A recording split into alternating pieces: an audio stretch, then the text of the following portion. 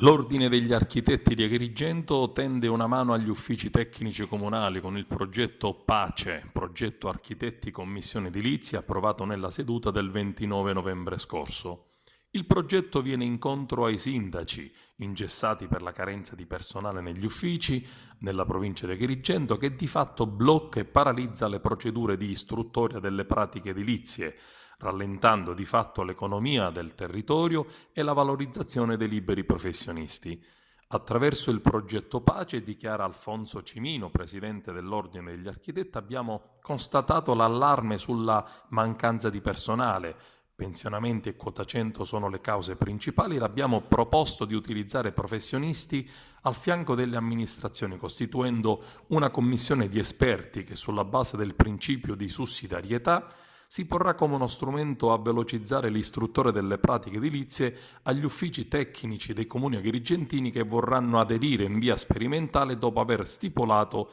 un accordo con l'Ordine. La Commissione, sottolinea Cimino, esprimerà pareri consultivi su richiesta degli architetti e altri liberi professionisti sui procedimenti edilizi che gli stessi intendono presentare utilizzando la modulistica unificata vigente nella Regione Sicilia e dallo sportello unico per l'edilizia, la cosiddetta SUE e SUAP, per ogni comune oggetto di sperimentazione e convenzione.